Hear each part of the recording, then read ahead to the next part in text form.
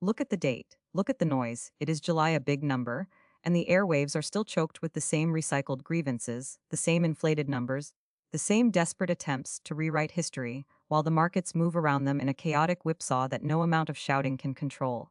We are here to dissect the thread by thread, post by post, because when you look at the timing of these claims against the reality of the day, you see not just lies, but a structural attempt to dismantle truth itself. Let's start with the grandest illusion of all. The host posts a claim that is both financially illiterate and morally bankrupt. He asks, does anybody have any idea how much money and prestige the United States Supreme Court has cost our nation with their negative rulings on birthright citizenship and tariffs? And then, with the straight face of a man who has never balanced a budget, he delivers the verdict, the answer. Some figure OF dollars? Think about the audacity, some amount of vague, terrifying sum designed to trigger panic. He attributes this catastrophic cost to negative rulings on birthright citizenship and tariffs. Let's be clear, the Supreme Court does not have a price tag. Its rulings are legal interpretations, not line items in an expense report. To suggest that the Constitution's interpretation costs, who knows how much, is to insult the intelligence of every citizen listening. It is a rhetorical bomb dropped to suggest that the very foundation of our republic is a financial disaster, when in reality it is a system he claims to champion but seeks to undermine with nonsense. And then, just to keep us off balance, he pivots to the pandemic. He writes many more people died of COVID under the Biden administration than under the Trump administration. He frames this as a simple comparison of death tolls, but it is actually a complex narrative about blame. He claims his own Operation Warp Speed was a spectacular success, one of the most successful things ever done by an American president. He says he overrode Fauci. That Fauci's ideas were crazy? Listen to the language. Crazy. A word used to dismiss expertise when it inconveniences him. He claims he said from the beginning the virus came from a Wuhan laboratory, while Fauci strongly disagreed, always trying to protect China. This is a classic deflection. He paints himself as the lone voice of reason, ignoring that the pandemic was a global tragedy managed by science and local governance, not a personal battle between him and a single doctor. He continues, I inherited Fauci, who was there since the 1980s, but with each passing day, relied less and less on him. He made too many bad calls, like on masks. He accuses Fauci of being an anti-masker who switched to a super-masker, using this as proof of incompetence. Then he claims, I didn't let him shut the country down. I went the Federalist way, and let the governors decide. This is a selective memory. He portrays his hands-off approach as wisdom, while ignoring the chaos that ensued when states were left to fend for themselves without federal coordination. He says, the Republican governors did a much better job than the Democrats. It's a partisan shill job, plain and simple. He claims Fauci was largely taken out of play, and then attacks Biden for making Fauci a king. He writes, I called Biden to tell him Fauci was no good. Biden went on to give Fauci vast destructive power. This is fear-mongering at its finest. He paints a picture of a dictator in a white coat, when the reality was a public health official doing his job under a president who ignored him. The timing of this post is key. It comes now, years later, as he seeks to consolidate power and discredit the very institutions that kept people alive.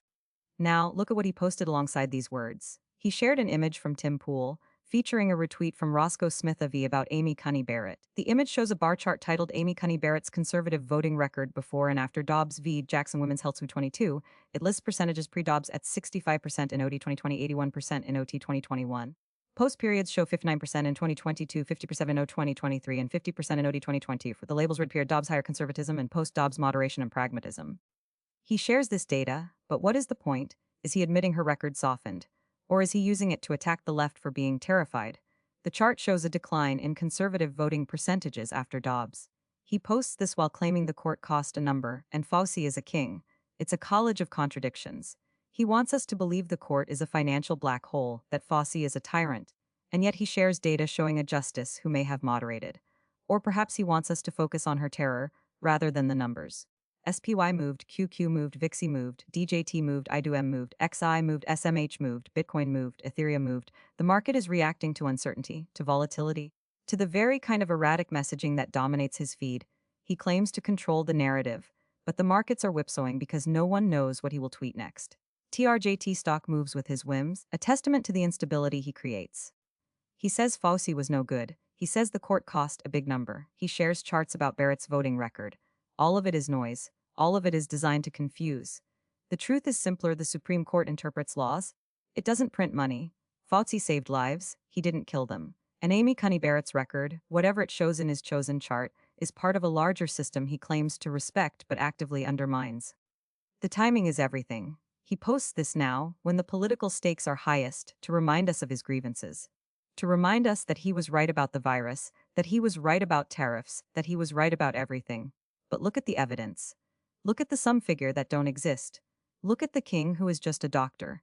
Look at the markets that move because of this chaos. We cannot let this stand. We must look at the numbers he gives us and see them for what they are: empty vessels.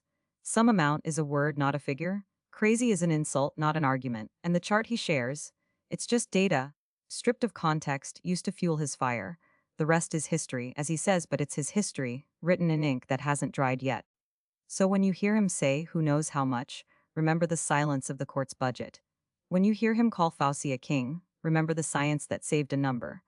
And when he posts these charts, look at the whole picture, not just the pieces he picks out to suit his narrative. The market moves, yes, but it is our attention that matters most, and we must not let it be hijacked by another day of lies.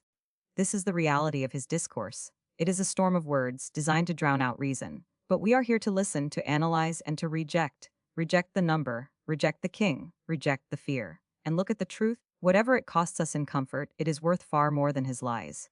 That's the show. We're on Spotify and YouTube. If this earned it, like, subscribe, tell a friend. And housekeeping: the machine that writes this gets tuned constantly for cleaner news.